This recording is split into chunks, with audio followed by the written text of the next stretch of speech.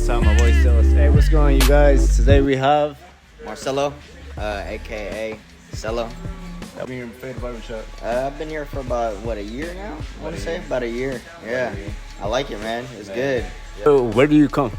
I'm from Sacramento, California, to be exact. Born and raised. I like being out here in the Bay Area. The people and everything is cool. The culture. And I think it's definitely the next level to my barbering business.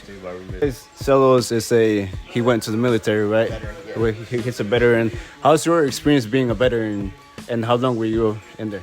I did my 4 years in the Navy. I was stationed in Virginia, and basically I learned how to cut hair while I was in the military. I just did it on the side like a little hustle, and then over time, after repetition, practice doesn't make perfect, but it's gonna, repetition over time, you're gonna get the hang of it. So I started getting better at cutting hair, man. That was cool though. I liked I liked the military. It had a lot to offer, career-wise, but it definitely wasn't something I wanted to do for the rest of my life. It set me up in positions where barbers can be, such as like medical and stuff like that. So I would say if you have that opportunity, definitely keep it in the back of your mind. Especially if you're trying to get into barbering and stuff like that, it's definitely a good avenue to open up other opportunities. 19, just working a regular job. I tried out college for like 2 months. I was a photographer for a little while. Yeah, I was doing some photography on the side, and then I was also working just a regular old job right when you get out of high school. So that was cool. When you were in the Navy, how's your experience being, in the Navy, and would you recommend it to somebody that's trying to do that like the same as you? I recommend it to someone that doesn't have anything else going on in their life. Something maybe. Because like I said, it opens opportunities and doors that you can't open just being a regular civilian. Also, it was cool. There's pros and cons to everything. It's like a normal job, and there's different sides to the military as well. Whether you want to go to war, whether you want to do paperwork, whether you want to build airplanes, whatever. There's different things. It'll be like, you don't even know, I'm just like cutting hair right now. How did that interest got into you? I realized how many people were around me and how many the barbers in the military, they mess your hair up, right? It's obvious. It's kind of like a thing that everyone knows. Yeah. You're just gonna get a bald haircut, pretty much. A buzz cut, huh? Yeah, exactly, just a buzz cut. So that's where I came in and I was like, okay, well, these people want all these haircuts. They want better haircuts, so let me be the person to learn. So I used them as my canvas until I started getting better and better, and that's kind of how it happened. When you were in there, did you fuck somebody up or not? Oh yeah, for sure, man. I wouldn't necessarily say terrible. I've had a few beginner mistakes and stuff like that. But you grow over time. How long have you been at the Navy now? I've been out now for about like 2.5 years, I want to say. Yeah. And I've been doing this. I did some construction as well, but it wasn't for me, man. Yeah. I'm tired of all the labor work and stuff like that. Don't get me wrong. This is still takes a toll on your body, standing up all day straight on your feet. But and then how long were you doing construction for? I was in construction for about like 4 to 6 months. And then you were telling us too with the guys that you were saying that you were commuting from Sac all the way to out here. Sacramento to Vallejo every day. It wasn't bad in the mornings. It would be bad traveling back. Like, there would be times where I'd have to pull over on the side of the road and wait to get home till like 6 o'clock that night. So I would just go home and go to sleep, and that was it. So I would never have time for like family and things like that. Yeah. So, and then as a barber, bro, I feel like when you build up your because I'm sure you built up a clientele back in the Sac. Right. Yeah. That's another thing, man. That was hard for me coming back over here and having to rebuild, going from having a set clientele versus not having any. So.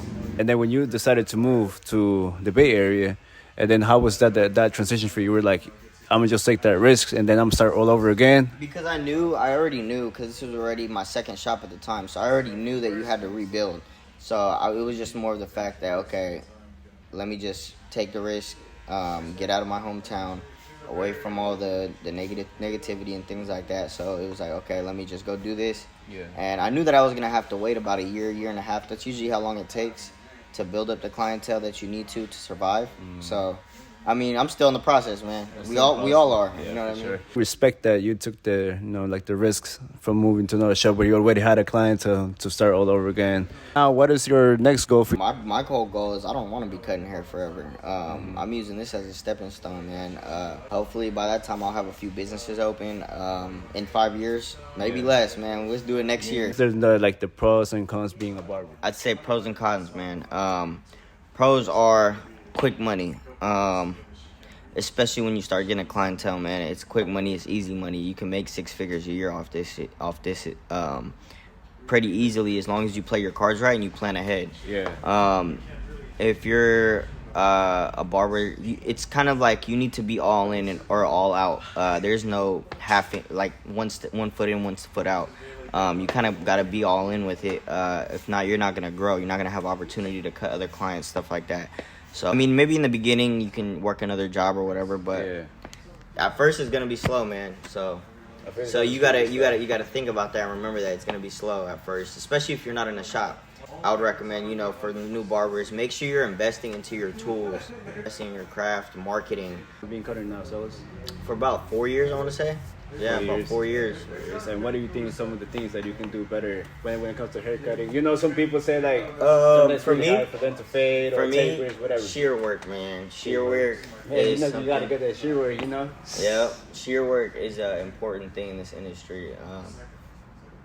I remember when I was first starting, man, and someone asked me to cut the top down, and I didn't even have scissors, and I used clippers to cut his top down. And yeah, that was crazy. But yeah, definitely look into get a decent pair of shears too.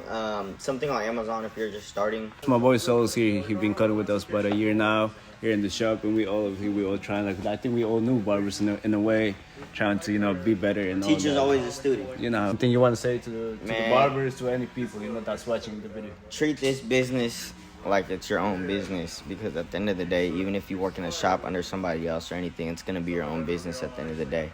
If you're renting a chair, you still work for yourself. You're a self-employed barber, or you're a self-contractor. Yeah. You know what I mean? So yeah, just stay on the hustle, man. Keep grinding, don't stop.